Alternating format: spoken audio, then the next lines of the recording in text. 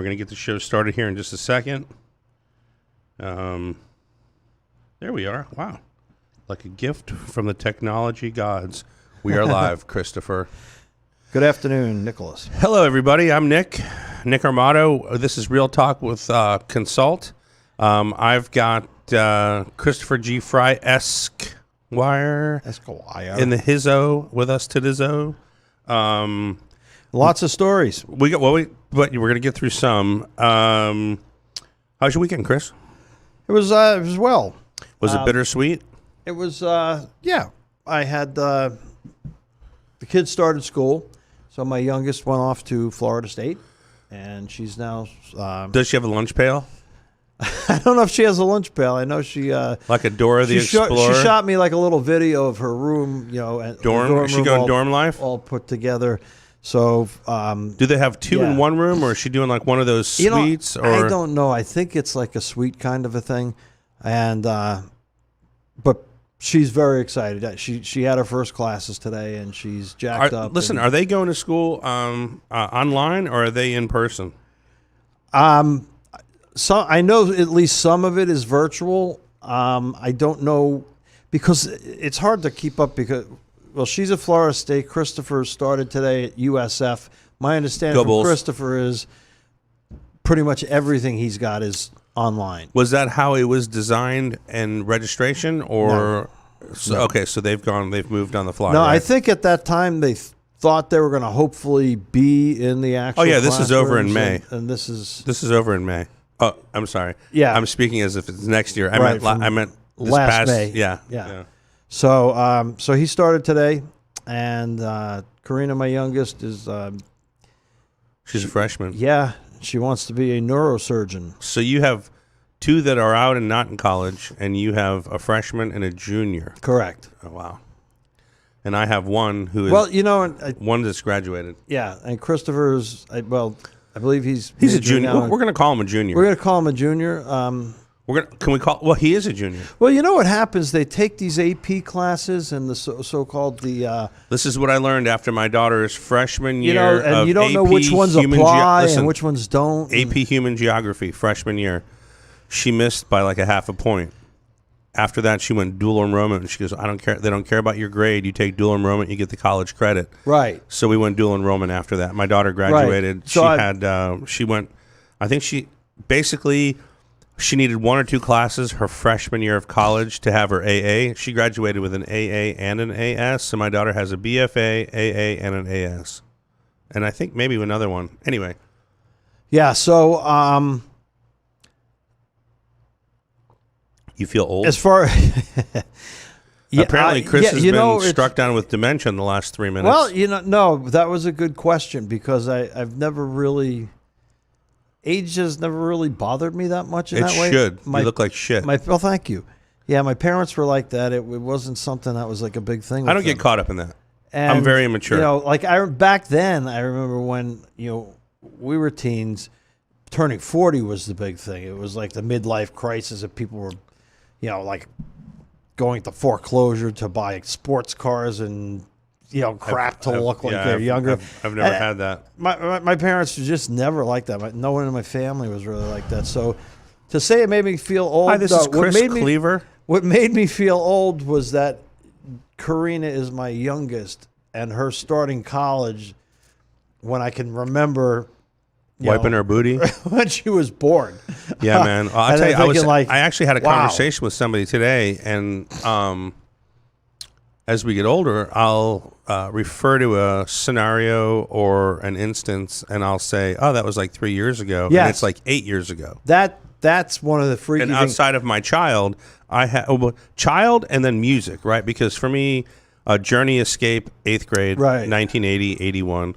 It's a very definitive moment. Yeah. A very definitive moments for me. Music, right? Are timestamps, but. We were talking today, and I was like, I say it's been a friend of mine, his father passed. I go, yeah, I think that was 2 years ago. And I go, but in how I am now, if I say 2 years, it could be 7. Yeah. But it seems like it's been 2 years. Yeah. So I'm really not credible in terms of when he passed, because we were speaking of a mutual friend that we've both known for like 30 years. And And it's crazy. It's bizarre in that way. You know what it is with me? More so than the music, it's like the Disney Channel or kids shows and things like that. Oh, yeah. And I'll see like reruns, or I saw like I was in a grocery store and there Welcome was Back Kotter, Miley 1976 Cyrus like thing on People Magazine or something like that. Or I'll see something on TV, a movie that I watched with the kids, say one of the Star Wars series, and then I'll look at the date. And like you said, I'll think like 2013, 14 for me, and all of a sudden it's 2002. Yeah, and like yeah. Wait a second, My buddy actually said my buddy said this today. He goes, thought he was a teenager. After we had that comment, I said it's 2 years. It could be 5, but I really don't. I'm really completely unsure. And he goes, yeah. If I didn't have a 13-year-old son, I wouldn't know what the hell time is for me. I go, yeah. Well, be me. My daughter's 10 years older than that, so I'm losing those timestamps, right? Right. But I said, he goes, yeah. Now I've known this guy since like 1988 or 89, and he goes, I'm still trying to get over that 2000 was 20 years ago. And that Christopher was born in 2000, right? And we talked about that the other day, right? You're like, holy shit, the millennia. And I can remember in like 99 to 2000, I can tell you where I was New Year's Eve. I was at my buddy's house. With my ex, and we had a great party. And actually, for 3 or 4 years, we partied every New Year's Eve with them. And he and I would do like the polar bear in his pool, and then go in the jacuzzi. And we never left. We just stayed there for the night. It was a beautiful home, and we had actually January 1st, 2000. My ex ran a diagnostic imaging center, and of course they were supposed to have computer crashes, major computer crashes. So we had to go to her work first thing in the morning for her to hop on the computers and make sure that everything was okay, because the computer calendars were not supposed to be working. So that was 20 plus, right? 20 and 3/4 years ago almost. So it's bizarre in those timestamps. My daughter is now out of college a year and several months, so it's bizarre for me to be in that position. But we're going to transition. We're transitioning out of our memories. Yeah, like the other day, I'm talking to an attorney. Did you get popped? No. Okay, just making sure. And we were talking about the bar exam. Yeah. And ish. So I think it was I want to say 1999 or 2000 or 98, somewhere in that. And I'm thinking, oh, that's when you took the bar? And he was like, no, that's when I was born. Oh, Jesus.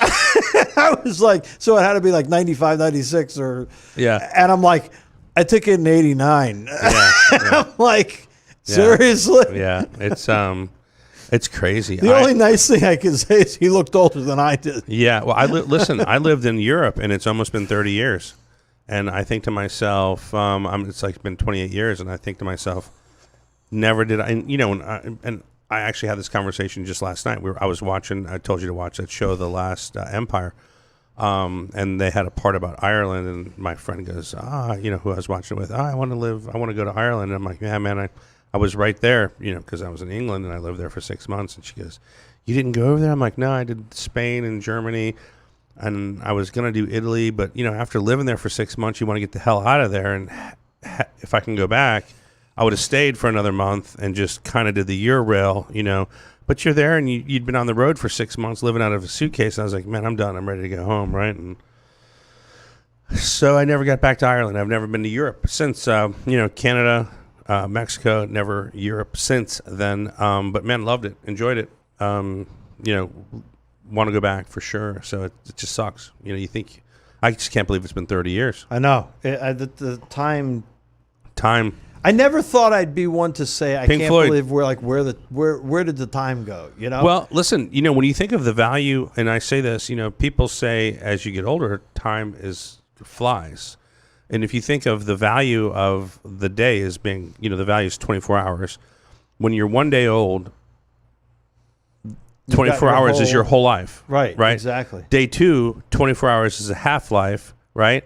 Day 3, it's a third life. Day 4, it's a quarter life. So you see, it's like time is a diminishing value. So the value of a day as you get older is actually less and less and less, right? So it diminishes. Right. So it's interesting from like an abstract perspective.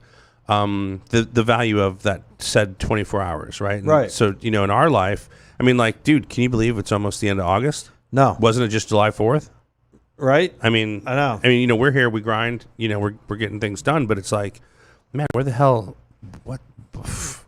it go? I mean, it's been like, almost 7 weeks? It's been 6 weeks since July 4th? Does that seem like it's been 6 weeks? No, not at all. I would have guessed like maybe 3. Again, it's almost like it's like a black hole. Like you said, time stamping things. Sometimes it's like, well, and we're here every day. Yeah, for the most part, right? And it's like, it's just, to me, I remember July 4th, right? It was a Saturday. It was a Friday or a Saturday. Anyway, it was like, I just can't believe that was like 6 weeks ago. Right. And now school started. The kids are not kids. And I keep calling them kids, and they're not kids. It's like the youngest is 18. Yeah, well, you got to be careful. You can't say like, in today's politically correct, if a woman is 18 or older, if you don't refer to her as a woman, you're being disrespectful. I mean, when they were little, I used to call them, I had 3 daughters and a son, and I used to just call them my guys. Yeah. Yeah, I still call them my guys. Used guys. And then like used guys. Yeah, it's kind of. I'm from Chicago, so it's used guys. Yeah. What are you doing? Yeah, my daughter's nickname is Pook. And and you use it now. It's like, well, you have boys. It's like, and then you don't. It doesn't even register with you. Like, no, I have 3 daughters. That's what I call them. Oh no, for sure. What I've called them for 26 years. I get it. So it's. I get it. Well, listen, we're going to transition into professional world now. Enough of the children. Yeah, Brittany. All they do is looking. All right, Chris is turned having 26 5 days ago. Jeez. 19th was her birthday. Unbelievable. That's right? my oldest. So she turns 26, and then my youngest starts college. Yeah. Today in pre-med. Well, there's a lot of pre-med students that will not be in medical students in the next semester. Yeah, I remember that happened. Like 70%. Yeah. She's driven though. She's been on this track. I'm not saying her. I don't mean it, directed towards her. I just everybody. But no, I remember like half the guys in my dorm were like, "Oh yeah, I'm pre-med." Yeah. And that I don't sounds know what great. hers is like cellular and molecular. Well, isn't everybody pre-med until they're in med? So technically, isn't a law student pre-med? And then we never had. There was no pre-law. Some schools have like pre-law. I'm always like, what is that? Because when you get into law school, criminology. You learn that nothing you learned prior has anything what do we to say? do with It's criminology and it's poli-sci, political science. Political science and criminology are the two, right? Anyway, we're going to talk a little bit tonight. We're going to talk about the user flow for enterprise. Yes. We just did a tutorial on that the other day, so it's kind of fresh in our heads. For those of you that are listening that don't know, enterprise is basically a scenario where a firm does not want the Consult mobile app, does not want to do the membership of the Consult mobile app, but they want to basically customize it themselves. So they get to brand it themselves. They get to pick their own colors, customize it however they want. They could work a little bit with the flow. I mean, typically we have it pretty much cut and paste with how we do it. But they could customize things and how they want to do. But then we're going to talk about how easy it is for if you're like let's say a personal injury attorney and you have, a couple thousand clients or past clients. They see that they want to keep you as their attorney, or they have a case, or they want to get with you, and they see the billboard, they see the commercial on television. You say, "Hey, I'm so and so. Download my app." They pretty much go over to the the Google Play Store or the App Store. They download the app. It's your app. It's actually registered in your name. They download it. They fill it out. And what does it take? Like, what is it? What do we say? It was about 4 or 5 pushes of a button in order to get started, right? I'm saying I never say except I don't apparently today it's like yeah. It's like, yeah. See, No, yes. It's all those gangster movies. But anyway, it's like 5 or 6 steps or pushes, and they're basically on a consultation in connection with that firm, and then that firm, whoever they have answering the call, whether it be an intake person or specialist or an actual attorney, will get them set up. If they qualify that case, if it's an existing case, then obviously they're going to know who you are and they're going to onboard you right away. If it's a new case with a new scenario, they have the ability, and this is a huge part, right? This is what one of the things that we love about this is that they have the ability to send a quick intake form and a quick retainer agreement through that specific call. And they could like e-sign it, and basically in a 10 to 20 minute conversation, they could basically have you in the queue ready to speak to an attorney, and you can have your paperwork signed and starting the process going to retain to basically lawyer. To basically get, well, not only that, but as the attorney, you're offering a one call close, right? Exactly. I mean, how valuable is that? You're an attorney. It's extremely valuable because if the lawyers, are constantly driven. My phone keeps ringing in my pocket. I know who it is. They're driven to, look at the advertising, and the push is always to get the client in the door as quickly as possible to meet because live. If they don't, who are they going to call? Right, they're going to call who's ever next. Right. Even if they have an appointment, they're going to be calling other attorneys. So that's the importance of the face-to-face. When you can have that face-to-face time to build or establish rapport and trust, and and they like you. Well, no, that's just statistically. If you're 87% sign the first attorney that has a face-to-face meeting with them. They'll see the attorney typically within 7 days of whenever they get presented with the scenario. Right. It's within 7 days, and then 80 to 85, 87% of the time they'll actually sign with the first attorney that they have a consultation with, right? Versus telephonic, which is 14, 15% of the time, right? Yes. And to me, they just want it over with. Oh, well, it's a huge burden. I mean, when you're... It's everything. Yeah, I mean, because... Was it Charlie Brown that it was Pigpen, right? That always had the dirty... The cloud. And the cloud. Yes. Did it rain or was it just a cloud? I think the cloud just followed him. Was it a dust cloud or was it just? It always looked like rain coming down, but he never seemed to be wet because he was dusty. Well, yeah, but that's being pragmatic. I hated. Pigpen had the cloud over. Yeah, I never liked Charlie Brown because I thought Lucy was an absolute jerk. So I liked Charlie Brown and I liked Snoopy, right? But it was she was intolerable for me. So I guess that Pepper makes and Patty drove me crazy. I never was really a Pepper. Was she the one that wore the hat? She was the one who was kind of the tomboy with the green shirt, red hair. Yeah, well, got nothing. She always called him Chuck. Oh, I think I liked her. Yeah, she seemed pragmatic in her decision. Cool. Yeah, but then again, if Lucy was the protagonist, right? Oh yeah. Yeah, I didn't like Lucy. She just was so mean, and her hairdo sucked. I mean, she was just always busting on him mercilessly. Yeah, I didn't like that. It was almost cruel. Does that make me sexist? It was. In today's world, who the hell knows? It makes me misogynistic. Me saying that that's a misogynistic you hate comment, women, right? Oh, I love women. I'm the father of a daughter. I love women. Yeah, right.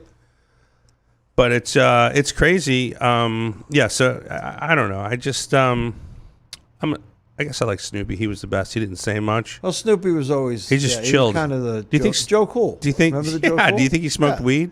Do you think he was like high, sitting on top of the house, or doing mushrooms, like going, you know what, you people, you humans, you disgust me. I have to say though, like in the world of comics, Snoopy's doghouse was kind of like James Bond's car.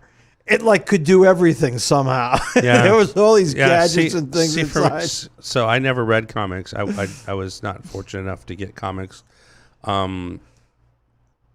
And I watched the holiday cartoons, so I wasn't. Yeah, that's Snoopy for me was like, it wasn't my thing. I was never like a huge Charlie Brown, although I did have an opportunity because I grew up in New York. Good Man Charlie Brown was I actually got to see that when it first came out. No, on Radio City Music Hall. Oh, no kidding. Yeah. Yeah, I got to see it there, and that was the first time That's in Rockefellers. That's Rockefeller, 50, right? Yeah, right there, and or right across the street. Yeah, down. It's in that same area. I always get Times Square. I haven't been back to New York City in so long. Okay, you talk about time warps, right? Like I think the last time I was back there was when my cousin, who's a year younger than I am to the day, was married for her wedding, and just got a picture of her son's graduation picture of high school. Yeah, and I'm like, wait a second. It's been that long. Once again, yeah, it's 20 years. You know, like where did it go? Yeah, Radio City Music Hall is like right there. I know. You got like Rockefeller Center's right there. The Rockettes. It's right from where they do the ice skate, the famous ice skating rink. Yes, that's right there. That's not in Central Park. Correct. The non-Central Park. It's down the opposite. It's in Midtown. Yes, it's in Midtown versus Uptown. Yep. My brother actually used to live on Upper East Side, 89th, between First and Second. Yeah, my daughter Daria actually danced with the Rockettes on a team at the Tampa Bay Performing Arts Center, the Straz Center, I think they call it. They have their yearly Christmas show. It's like a huge. Is that a new center? Yeah, it's like a spectacular. I'm trying to figure that out. I'm saying like 5 or 6 years ago. Probably within 10, but I ask because my daughter's first. Actually, now. And I don't know if they changed the name of it from TPAC to Straz or if they're two separate centers, but it's all in the same place. And is that where they do the state high school theater competition? They do everything there. They have so it's beautiful. Oh, it's gorgeous. They're professional. Like dark wood, medium wood, and light wood. I think my daughter in her sophomore year of high school, I think she did the sound at that center. And she had never done sound prior to that. And they got straight superiors, and they weren't expecting it superior. And that's when my daughter was hooked on theater, I believe, at that center. Proud Papa moment. That was, that's been, let's see, she graduated college. It's been a year. That's 5, 6, 7 years ago, 8 years ago. That was amazing, and proud Papa moment for me, but I believe it was there. Yeah, so that's I used to have a picture of that center, and I was like, holy mackerel, you're really doing this. I mean, it was just seemed ridiculous, So, listen, let's talk a little bit about local politics. Let's talk about our Seminole County. Now, Chris is new to Seminole County.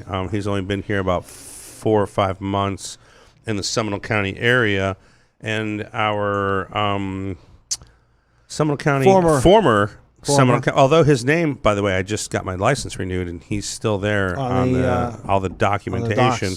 Old Mr. Joel Greenberg, our Seminole County tax collector, he had experienced some legal troubles, I want to say about 4 or 5 months ago. Right. June. Now, mind you, we had done stories about him speaking out about the masks and how he was pretty forward politically about his position on the masks, and I believe this was in April or May, and then I think June-ish, end of May, beginning of June, mid-June, he was accused of creating a fake social media profile to harass or entice. No, that was stalking. This was to harass a political opponent. Yes, and apparently he got, I guess he got arrested for that, right? And then I believe in June. Indicted. Yeah, that was he was indicted in June. And then I believe part of the issue with that in June was that he was using their information system to create fake identifications. Now, as we move forward, and we're into August now, allegedly there's been some new charges, right? And what is it? You give us 12 federal charges he's apparently been indicted on, including sex trafficking with victims they list as between ages of 14 and 17 years old, using the DMV system, which is called DAVID, the Driver and Vehicle Information Database, to actually create false IDs for the purposes of soliciting and seeking sex with minors. Jesus. Yes. Let me ask you this.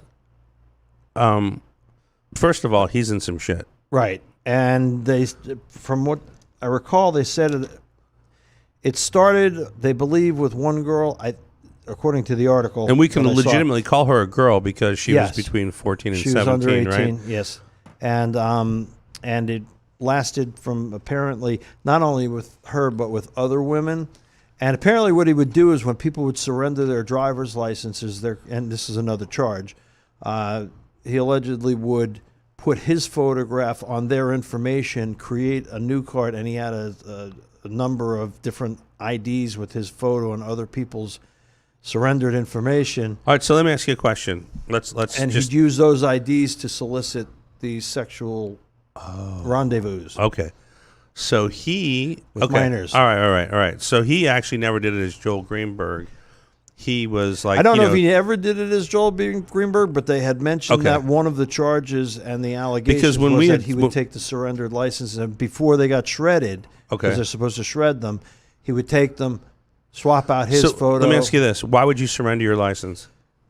It expires, or you get a new one. Oh, okay. Because you're not allowed to carry 2 driver's licenses from Florida. Oh shit. Yeah. Well, I don't carry 2, but I have a couple of old ones. I think probably a bunch of people. Usually, like shit that you think you lose, and then you go through a drawer and go, "Oh, here it is." Yeah, or you find it like it's stuck like in the back corner. Yeah, of like as soon as you get the new one, you find the old junk drawer, right? Right. And it's like, how old is that thing? Right. You know?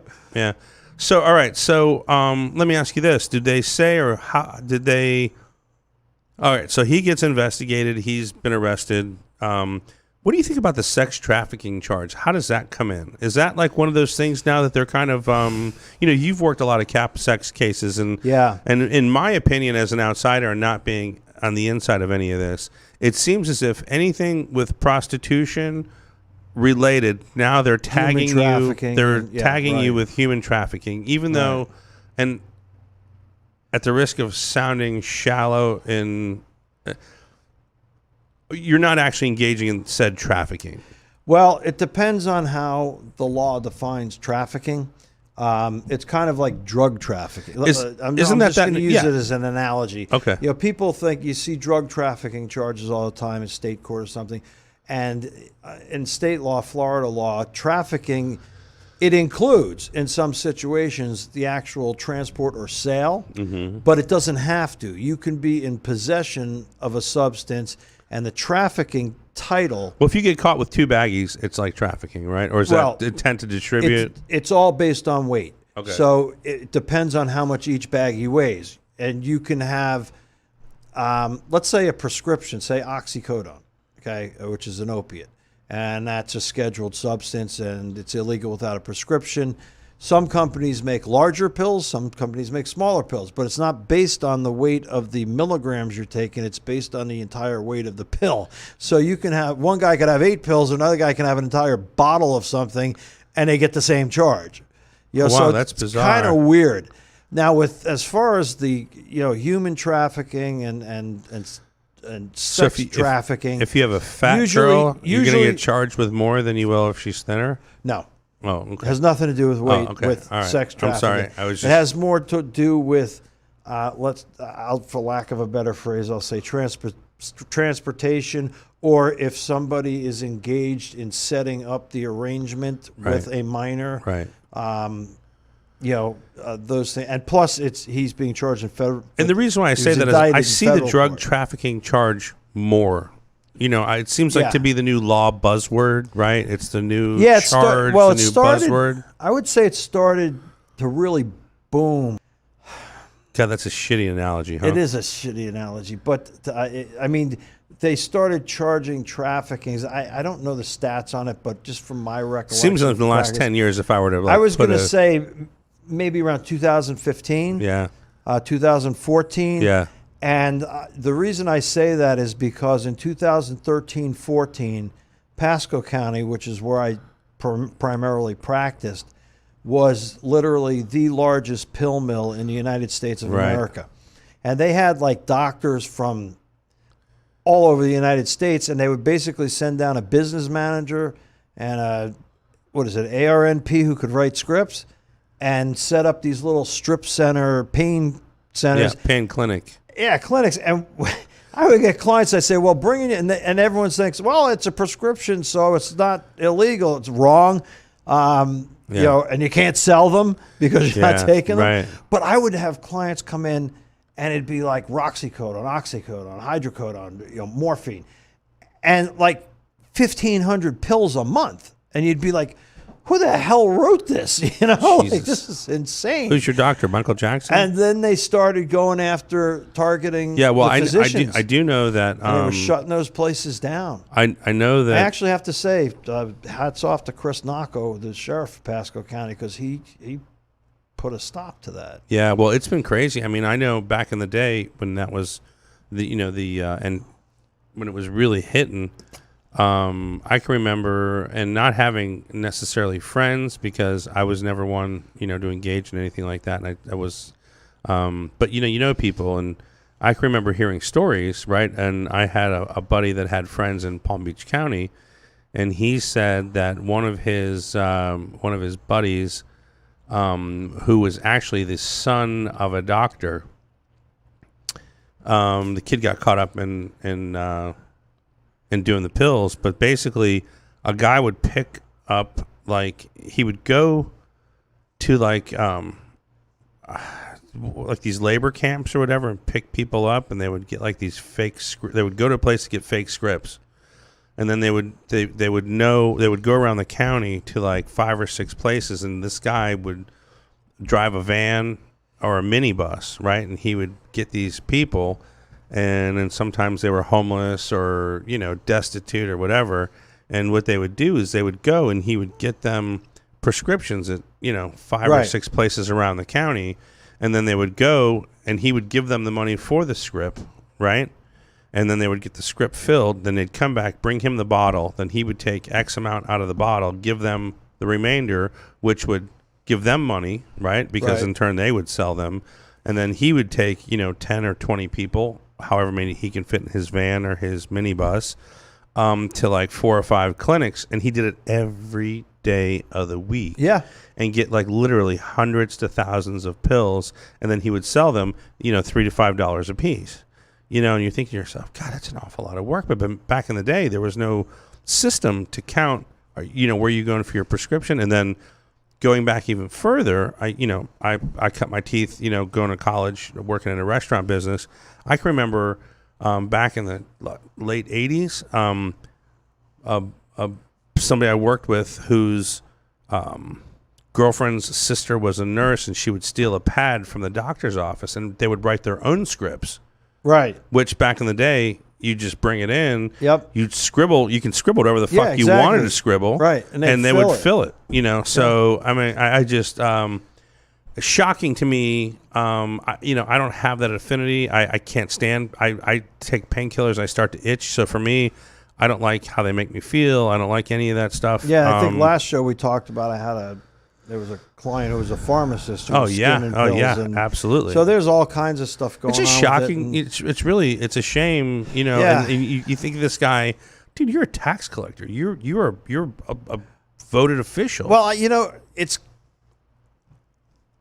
can't really speak like from the mindset because obviously I didn't do it, but it's almost like from my observations of, how would you say, of talking to them, and. You see, they're clearly addicts. Well, you see patterns. Well, he was addicted to sex with the girl. The woman was addicted to pills, and he got her the pills for the sex. Yeah, the one guy. So that was how it worked, and unfortunately, that's how it works in a lot of situations. But it seems like the mindset develops from like the first time they do it, they're scared shitless. Literally, like, oh my God, I want. But then they get away with it, and then there's a high with getting away with it. And then all of a sudden, it becomes easier and easier to do. Or easier to justify. And then, I was just going to say, and then in their mind, they start justifying doing what they initially never considered they would ever do in their life. And then entitlement comes somewhere down that line, right? Exactly. And then there's, after the entitlement, then it's that invincibility, and I'll never get caught. Right. Which is then you're full blown into that said addiction, and that's when they usually always get. And then caught. That's when they get popped. Someone makes a mistake. Some they mispound. I mean, look, it's like, and I liken it to. I watched Fear City, which is basically the New York mob and how they're involved in the construction the concrete construction and trash business in New York in the early 80s, late 70s, early 80s. And it was like back then they used to have like the Cosa Nostra, right? The family, and when they first started these RICO or going after these guys with the RICO charges, they had to find something to make it stick. And it was virtually impossible to make these guys or to get these guys on these charges. However, it happened, right? And it's amazing to me how they think they're untouchable. And they got away with so much, just like these people that are on the drugs. Excuse me, I have a tickle in my throat. And it's bizarre, and just like this Greenberg, falsifying an ID for yourself, right? Now, let me ask you this. Did it say anything about him falsifying IDs for his victims to be older as well? No. Okay, so it was for him to be just an alternate. Right. So he had an alter ego. And whoever, whenever they surrendered. Can you imagine being one of those people? So let's just say your name was John Smith. We'll use the typical or John Sorry Doe. If you're John Smith. And correct. And you surrender your license, you get your picture taken, or they just give you the renewal or what have you, or do the eye test, whatever's required. You get your new license, they stick it in the little bin. Yeah. They're supposed to go into a shredder. He would pocket a few of them apparently. And did they mention how many different IDs he had or they aliases? did not. They just said that one's a felony. Multiple. One's a felony. Right. Well, not to mention he's soliciting minors for sexual activity with somebody else's identification information. I do know that, and forgive me, I didn't read the article because I got blocked out of it because apparently I've read one article on the Sentinel and I couldn't read it. They said something about a sugar daddy. Yes. Okay, so did you? The way the sugar daddy thing works is basically. Is that another buzzword? Yeah. Okay. It's there's actually a sugar daddy world, if you will, out there. Oh, UCF is apparently the biggest in the country, from what I understand. And young girls or women. I don't know if you want to use the word ladies in that sense, but that's oxymoronic. Yeah. Basically, they meet up or hook up literally with these guys, older men, men with money, for sex, and that's what it is. They go out with them and they find a girl they think is attractive, and please do go shoot some in your glass there so you don't start coughing and choking. End up throwing a stick in your mouth. Yeah, so that's the sugar daddy world, and there's actually another popular phrase called salt dating, and it's just whoa, what the hell's that? It's basically, I don't want to get into like the. Let's be because I don't know all the technicalities of it, but in essence, they're dating men for money, and they buy them gifts, they take them to nice places, and they do things, and their payoff is sex. And in the sugar daddy world, generally, what's salt? But where does the salt come in? Do you know that reference? We got so we got some research. But it's called salt dating or salt. The salt dating world, and it's very similar where they meet up for sex, and I don't know what the trade-off is or what have you. Can't remember. I just remember dealing with it.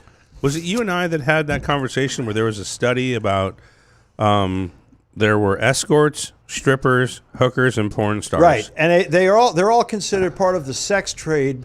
But however, each one will almost get offended at being considered the other. Right. There's in no way are they like them. Right. Is what they'll tell you. Exactly. Right. Because although ultimately they make their money from sex acts. Listen. So an escort is getting paid for her company, and she decides to have sex with somebody. Exactly. A porn star is an actress. Correct. Right? And she's getting paid to act. She's not having sex. Correct. She chooses. It's of her. And by the way, everything is like their empowerment, right? They're and then a prostitute is there as a companion, right? Like they're there to listen, or there was some sort of. They pretty much get paid for sex. And that's usually the one that the rest of them say they're not. Okay, all right. That's like the target. So for them. I'm not a prostitute. I'm not a hooker. Dare I say the redheaded stepchild of the sex industry? Yeah, and I'm an actress or I'm a companion, but Right. If sex is part of the evening, then right. And then strippers are like, I'm there as an entertainer. Right. I'm a dancer. I'm an entertainer, and Right. So I like cocaine, free liquor, and a good deal on my weed. And again, without passing judgment on anything, it's just kind of is what it is, and it's how they refer to themselves. Listen, and we're gonna let's just go there, but right? But you can't do it with minors. Yeah, right.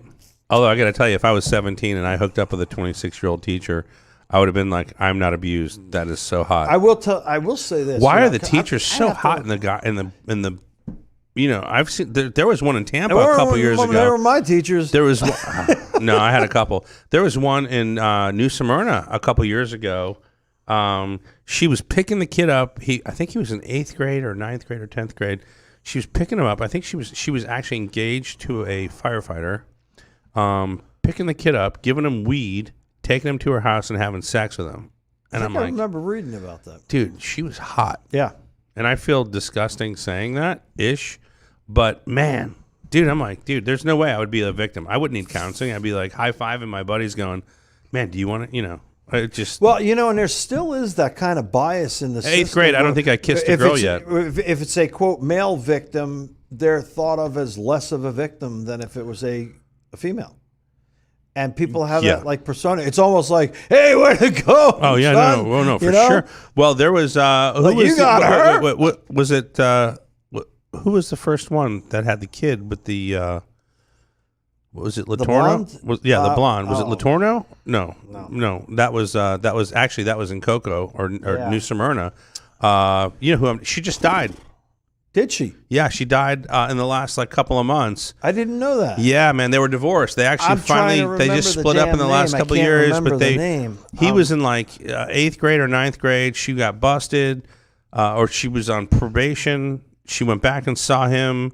They got busted again. She went to jail. I think she was pregnant with his child in jail, delivered the baby. He got custody of the baby. She got out. They got married.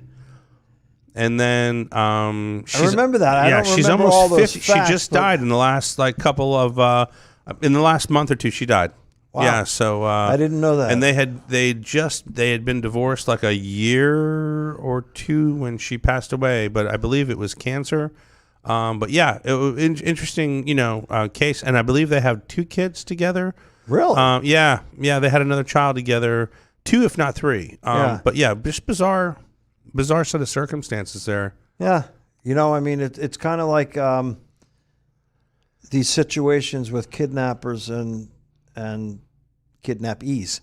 What do they call that? What's the syndrome? Yeah, it's a when you fall in love with your kidnapper. We just talked about it. God, I'm brain dead today. That's all right. Stockholm syndrome. Stockholm syndrome. Yeah.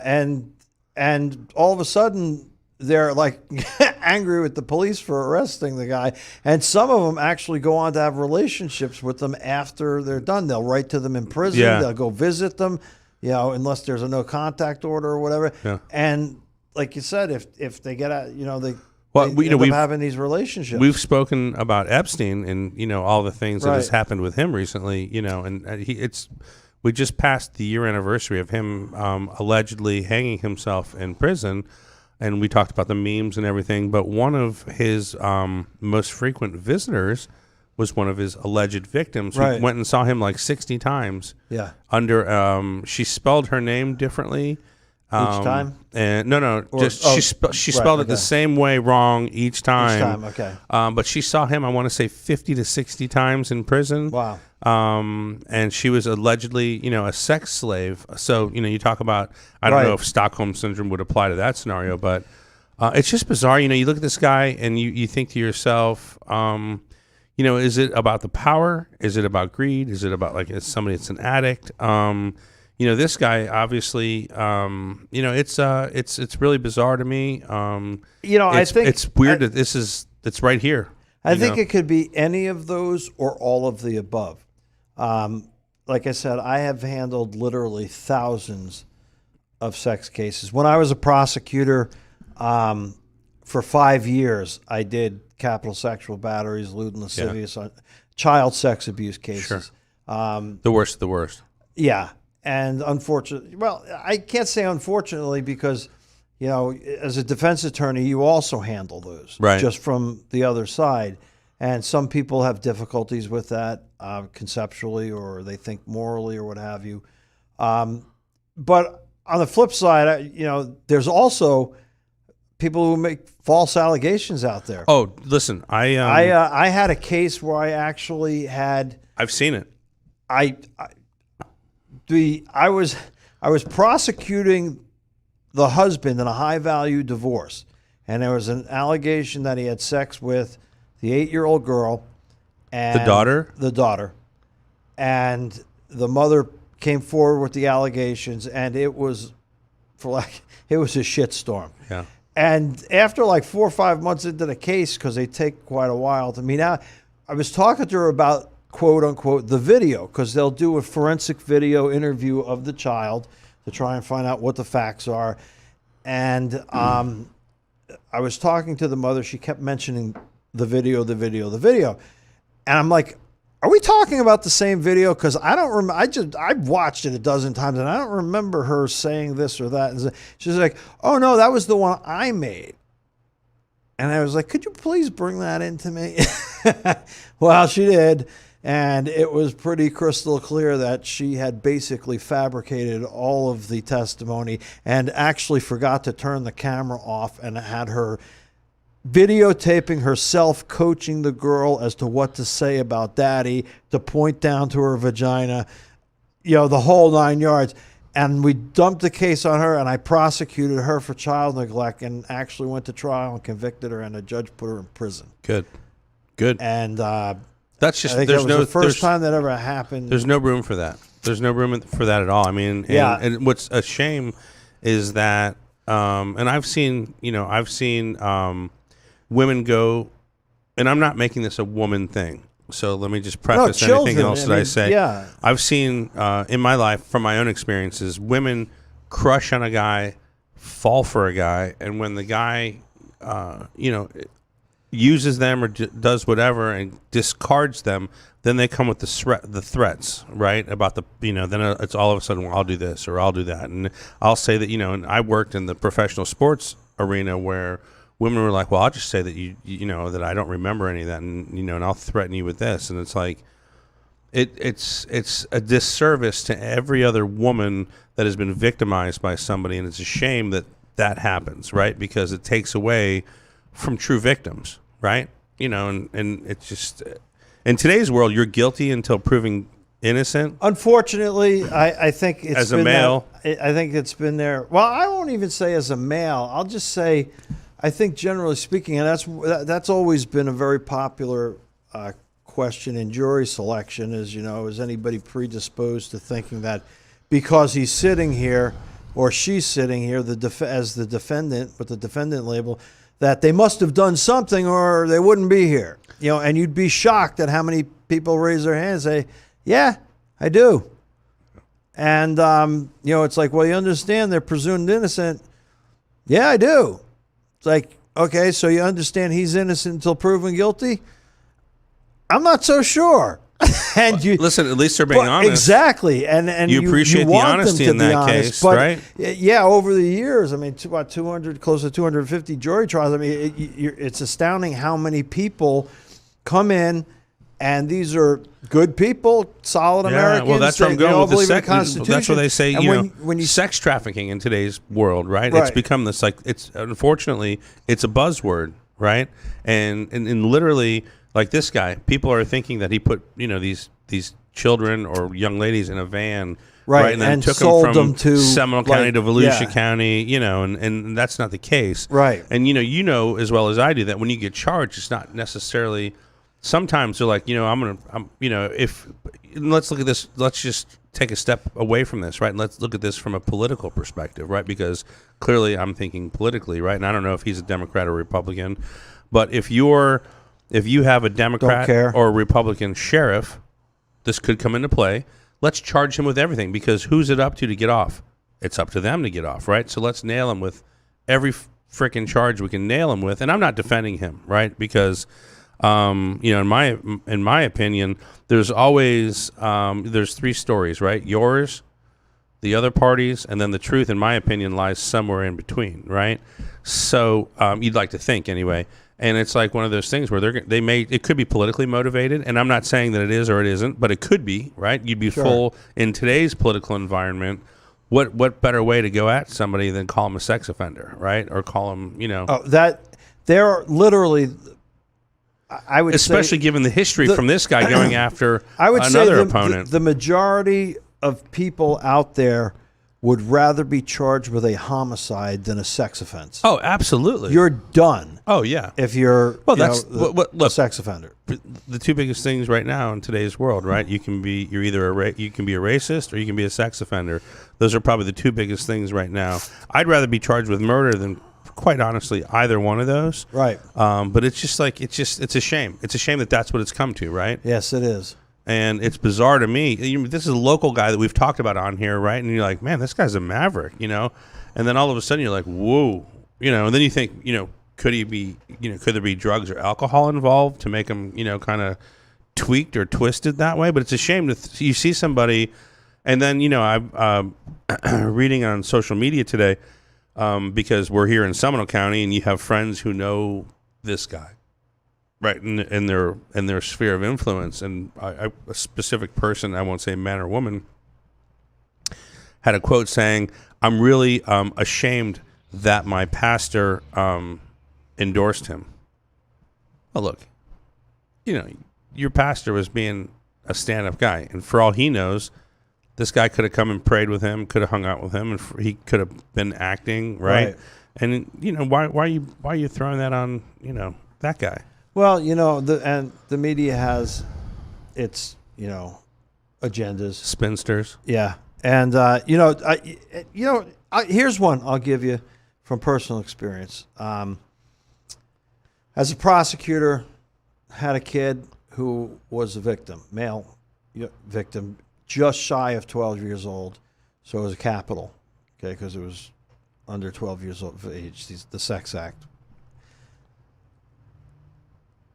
Several years later, and I love this kid. He kind of became, and he was great. And he went through all the counseling. He was just doing everything.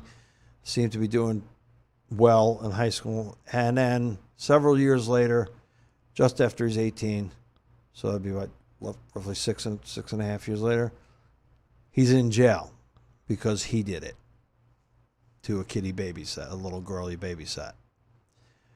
And so you take him when he's just about 12 years old. He's 11. And the whole world wants to, obviously crucify the guy who did this to him. Yeah. Now he's just turned 18. He did the same thing that was done to him. And now they want to turn the tables and do the same thing to him. And I'm not saying there's a right or a wrong answer to that conundrum. But when you think about it from a philosophical standpoint, it's like, most people will say, well, he's 18. Screw him. He gets what he gets. Hang the bastard. He's a sex offender. Well, typically offenders were abused, right? Yeah, many have been. And a vast majority from what I've read. There's all kinds of psychological trauma because in most cases, there's not really any physical harm.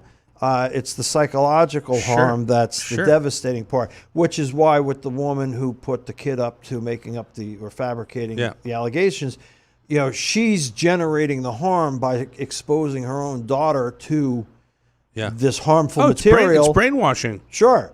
And listen, in divorce, divorce, the kids are pawns. They're victims. You hate to say it, and the first thing people say in divorce is, "Hey, keep the kids out of it," but bullshit. How many times is it they're the first thing they go to, right? Dude, they're mental hostages, right? Right. And whoever strikes first, whoever gets, Exactly. It's a shame, right? And I've been through it with my ex, and we were never married, but one of the first conversations I had with her is I said, "Listen, you and I are adults. We both love our daughter. We both want our daughter to see one another. The only thing that we have everything to lose if we get involved with attorneys, and if we can't discuss this as adults, then we lose. So we need to work together. on this and be adults about it. And thankfully, we did that, and it was fantastic. And we had an arrangement where we basically saw her every other day, which means that we both saw her every day, and it was tough, right? There was times where I had to drive, an hour to go get a uniform for school or whatever, but it was like in the whole gist of everything, it worked, and I'm thankful that I feel I have a healthy child. We both love her. She's got to see both of us. We didn't use her as a pawn, so there's none of this your mother or your father. And it's been great. And it's and you see these situations, and it's just a shame. It's crazy how law works, and it's not necessarily what's right or wrong. It's what can be proven. And you see these situations like going back and circling around with Greenberg again. It's just shocking to me. And I don't know why I'm shocked, but and all too often you hear this. I mean, he's a great guy. He was my neighbor. Right. But what does that mean? Look, we're human. We're flawed. All of us are flawed. All of us are human. And now you add like the stress factor of being in a pandemic, right? A lot of people are battling depression. A lot of people, the mental illness is rampant right now, right? Right. And just because the guy has gotten because people voted for him on a ballot doesn't make him above anything, right? It doesn't make him special, if you will, right? It just means that he just had a more important job-ish, right? And he got caught, Well, and it's kind of the same thing, like you said, with clergy.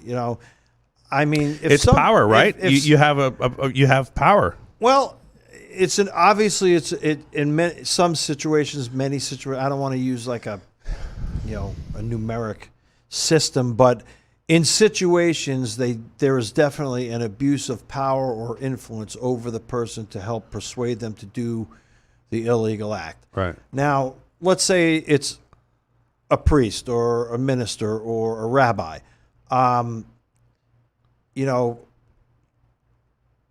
For like newspapers and media and stuff, it's got that shock value, and it gets people to jump on top of it.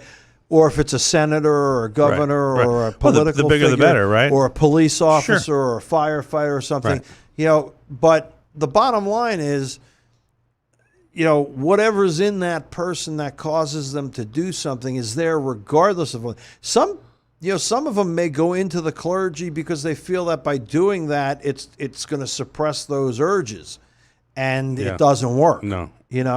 And that but it's not fair to attack, whether it's a politician or a clergyman or a priest or something, and say, "Oh, look, see, so like guys, like somehow like the entire church and all the system of beliefs is bad because of a couple of dudes who did this crap," and then it's like they're gonna get theirs. I mean, if they believe what they claim to believe, right, they got a lot worse coming than what can happen on this planet, right? Absolutely. So but.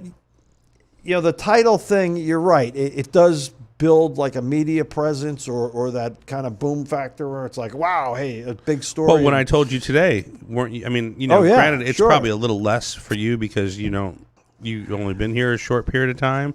But dude, that's a big story. Oh, it's a huge story. Not only that, but it's really bizarre.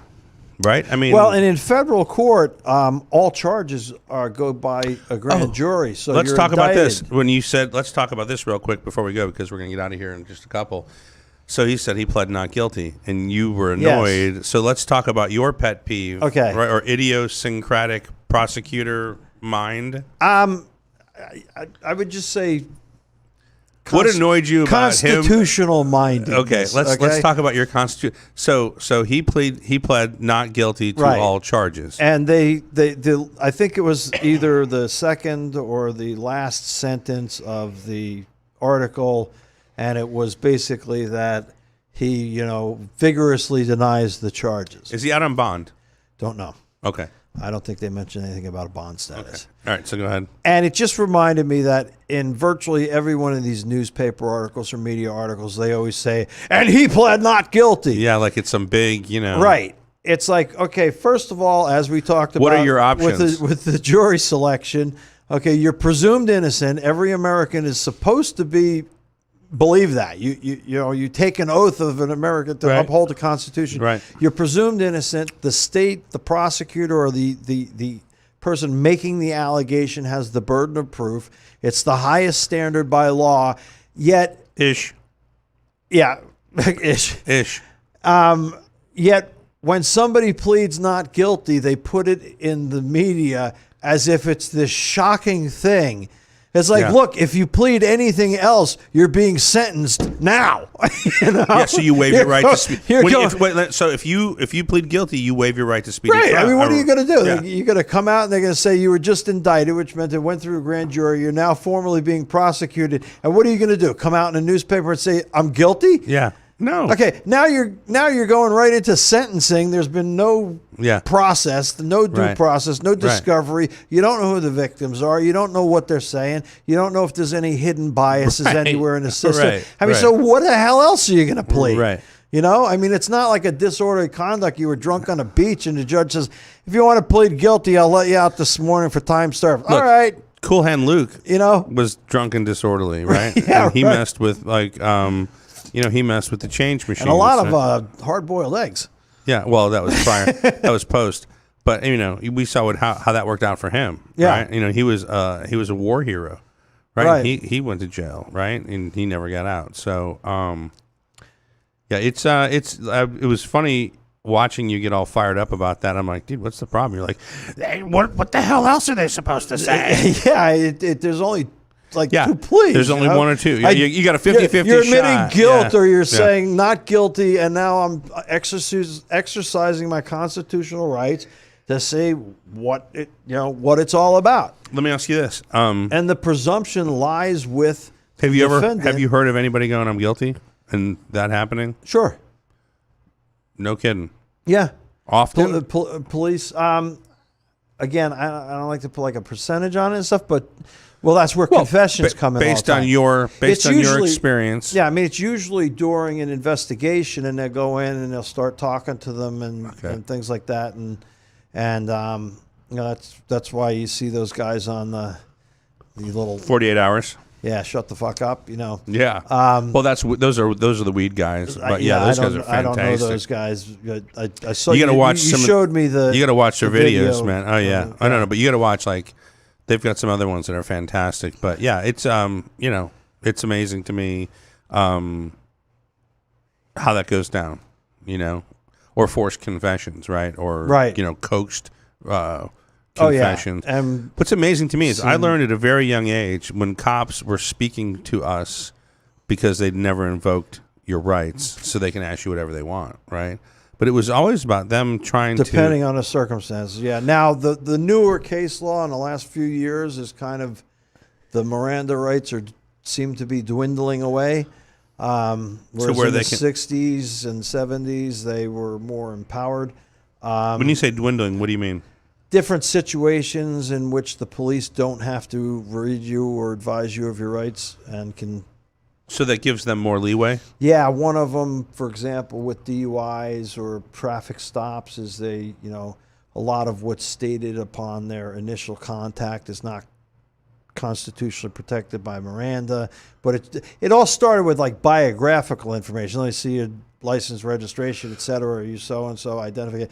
And it's kind of expanded from there, and then people blurt stuff out, or they kind of indirectly ask them things, or directly ask them things, and say, well, wait a second, you've got him in custody, you've stopped him, he's now in custody, you're interrogating because you asked him a question, why is that not protected? And they've been coming up with all kinds of decisions to say it's not. Very more pro-prosecution in that regard. You see situations all the time, and then you also see false confessions. I had a case with a guy charged with a sex offense,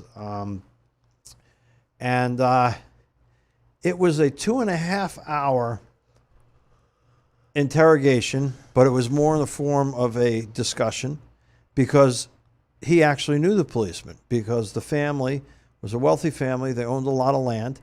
And because it was so much land, they do flyovers and drop bales of pot and coke and stuff into the fields and stuff. So part of what they do is they would work with the drug interdiction squads so that they'd allow them on the property to go look for the drugs. The family allowed the police onto the property, so they weren't involved in the trafficking. Right. They so just it had a lot of property. Happened that a couple of the cops involved in this allegation knew him, and they kind of used that relationship to schmooze him into talking to them and waiving his rights.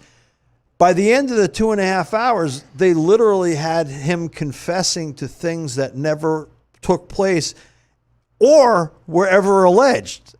And the alleged victim basically told them, no, that never happened. So they had him, he was just basically trying to make them happy to leave him alone. Like, I don't know how else to say I didn't do anything, but okay, if that, well, you know, if you help yourself out here, well, so this guy's actually confessing to things that not only did he not do, but never took place and were never alleged. And the victim said, no, that didn't happen. Did he get off? Yeah, it was a not guilty, but it was a not guilty because when discovery, they only gave me the first hour and 45 minutes of the tape and not the last half hour. How do they not get in trouble for not turning that over to you? Because, well, they did. I filed a motion and they were like, well, yeah, we'll have to look for it. And there was some quibble about, no, I think it should have been in the evidence. If you don't have a good attorney, how many times do you think that well, I guess it's all speculative, but, you know, to me, it's just like, come on, man. It happens. Yeah. I mean, let's put it. It definitively happens. Listen, we talked about a dirty cop the other day, which we'll talk again. Right. We'll bring this up on the radio. Yeah. Or because you're getting paid by these guys, so you'll say anything. This stuff happens, man. No, you're a fair guy, and look, there's good cops, there's bad cops, there's good attorneys, there's bad attorneys. I had some other things to talk about today, but obviously we're out of time. But we'll get to that another day, which makes it great because we can come back and we also have our list. Oh yeah, we'll get to that. Yeah. But it's just fascinating to me, circling back. Obviously we've kind of offshot on this whole Joel Greenberg thing, but he's in some shit. Oof, that's to say. What kind of time do you think he's looking at? These are, he's done. 11 charges. He's done. 20 years, 30 years. The problem, and here's another thing, and man, it's tough to try to, when you talk about obviously this is all speculation. This is political motivations, right? I mean, obviously it went in front of a grand jury. They handed down 12 indictments, which means so this is huge. They've investigated quite a bit, and they've got their I's dotted and their T's crossed. Here's the thing about grand juries that people who are not so impressed with grand juries usually debate about. And that is, in a grand jury, there's no defendant, so he's not present.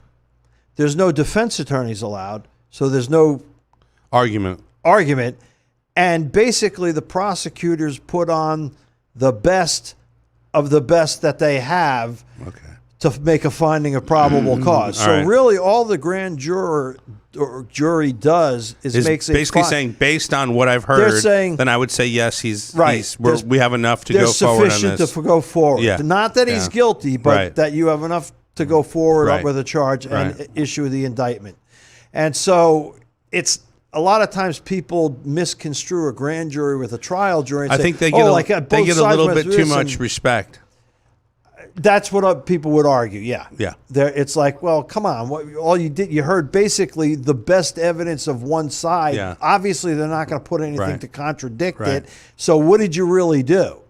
Well, you got to wonder, listen, I know enough to know that, you can poke holes in anything, right? Like, do they have video of him taking these IDs? Do they have his picture on said IDs? We don't know this, right? They very well could. Right. If they do. It's been reported. Yeah, it's been reported. We've seen things reported poorly before. Yeah, no. To use a pleasant word. Like I said, it'd be interesting to see,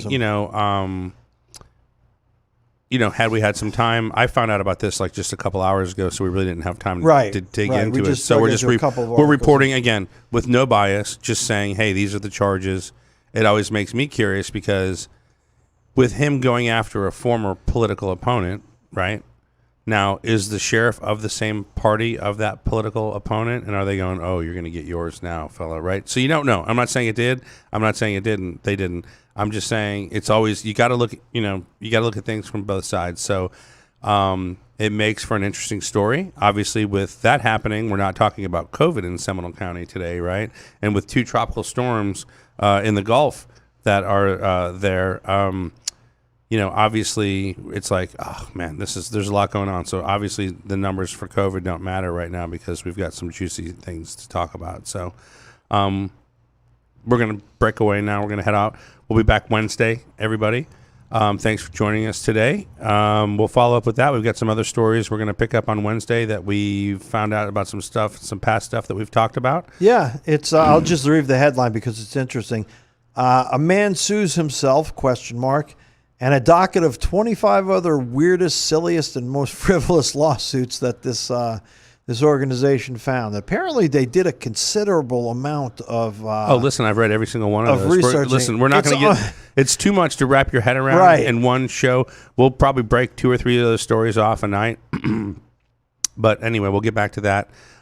Thanks for listening, everybody. Have a great day, and we'll talk to you on Wednesday.